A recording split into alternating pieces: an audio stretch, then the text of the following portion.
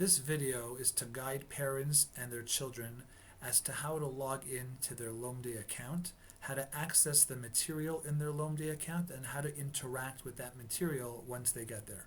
So every student has an account that they need to log into. The way to get to the Lomdei program is to go to the browser and in the address bar to type out thumbprintapp.org. That's thumbprintapp.org. That's because the Lomdei program lives on a platform called Thumbprint. And then you press enter, and then you get to this page.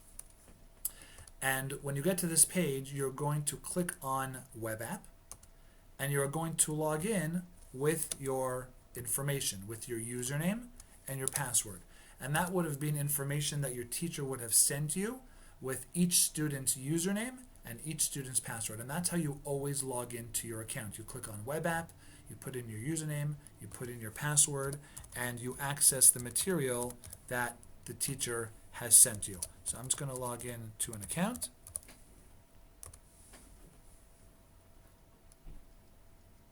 And when you get into your account, you'll see your username over here, and then you'll see the information that your teachers have sent you. There's always going to be a tutorial in every student's account. It's not necessary to go through that. Really, all the students need to go through are the collections or the lessons that the teachers have sent. Now, just to point out, a collection looks like this. It's a picture of a globe. It's like a unit, something like Parsha Shmos. And if we open up Parsha Shmos, which is a collection or a unit, you can have units within units. So you have these different interactive assessment activities.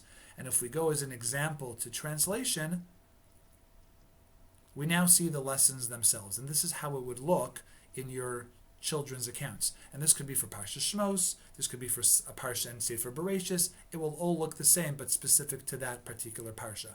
So let's say as an example, your teacher asks you to go into the Parsha Shmos translations and to go into Perek Aleph and to do Psukim Aleph to Yud for that particular day. You'll notice that the word new is by every single assessment. Once you click and you open up an assessment, that word new disappears. So what it does is it just gives you an indication that you've opened it up once. These are the psukim that you have to go through. I'm actually going to take you to Pasuk Vav. So here's the Pasuk, and here are the translation phrases. What the students need to do is click on the Hebrew words and match them to the English translation. So the students are always clicking on something in what we call the text box, where whatever is in that text box, whether it's a pasuk, whether it's Mishnayos, a Mishnah, whether it's Navi, whether it's Yedios Klolios, whatever is in the text box, you're always clicking on and you're always matching to the answers beside. And the way the students would do it is, as an example, you got to click on the words, so Vayamas, and then click on the word Yosef, and then match it to the correct translation phrase. And when you click on it, it should turn green. If it turns green, you know you've done it correctly. I'll demonstrate in a minute what happens when you get it wrong. And when you get it wrong, you have to try doing it again because this is formative assessment. You're learning as you move along. So it will give you an indication if you've done it wrong, and then you have to try it again. So let's do the next one incorrectly. I'm going to click on the word v'chol, and then I'm going to match it to what I think the answer should be. But it turned red. So I know as a student I've done it wrong. So I'm going to fix my mistake, and I'm going to match it now. And before I actually end this assessment, I want to mention a couple of things. If a student clicks on a word and realizes they don't want to click on that word, all they have to do is unclick it. So click and unclick, that's how you do that. Students also have to realize that once they start an assessment by clicking on any word, this little red sentence appears, which says that you've started the quiz and you're not allowed to leave. The reason why that is indicated is because what students would tend to do in the past was they were realizing that they were getting parts of questions wrong, and they would try it once, and they would try it twice, and they would try it 3 times. and then finally they would get it right, and they would move on to the next part of the question. And before they actually finished and got them all right, which would give them a score, they would leave the assessment, they would go back in, and now they knew the answers, and they would get them all right. And the score that would pop up would indicate that they knew what they were doing. Meanwhile, they really didn't know what they were doing, but they would leave before the end of the pasuk, before a score generated, and they would sort of buck the system. So in order to deter students from doing that, we have put in place that if a student clicks on a word in a pasuk, they are now locked in, and we encourage them to try as best as they can to try to get the answers right. They have to keep on trying until they get them right, and when they get them all right, as we're about to show you, what will happen is a score will pop up. So they will see their score, and they will also see how many attempts it took them to on each part of the question. So as I showed you before, on the second part of the question, it took me 2 tries, and that's why I'm seeing that. The scores will appear beside every single pasuk. Now, if the student goes back because they don't like their score, they want to get better than that, and they open it up again, and they do it again, and they get a perfect score, what will happen is that score on the left-hand side will change to 100.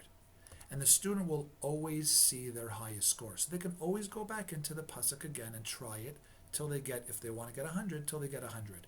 And it will break it down on the report that the teacher gets, how many times the student went into the pasuk, what they got right, and what they got wrong. One thing I also wanted to point out is that if a student does leave in the middle of the pasuk, as we told you should not do, that is an automatic 0. Now you can go back and do the pasuk again, but let's assume that you went into the pasuk, you started doing it, and you realize you're getting stuff wrong, and you left. So you left in the middle, which you're not supposed to do. And then you went back in again, and you got 100. What it will show you 100 for the student. It will show 100. But when the teacher gets the report, the teacher is going to see that the first time around you got an automatic 0, automatic. The second time around you got 100, and so your average is 50. So it's better to actually try, even though you're getting stuff wrong the first time around, better to not leave in the middle of the pasuk and get your 65 or your 70 or your 75 rather than leave in the middle of the pasuk and get a 0. Once you finish the pasuk and a score pops up, you can always go back to do the pasuk again. So that is how students interact with all the assessments, whether it's a pasuk or a mishnah or navi or whatever it is. They click on the part of the lesson, they interact that way, the word new disappears, and they can move on to the next one. They can always go back and do it again.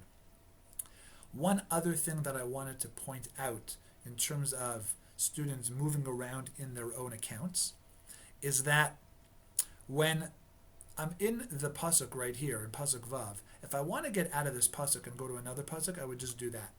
But if I wanted to leave parak aleph and go somewhere else, how would I do that?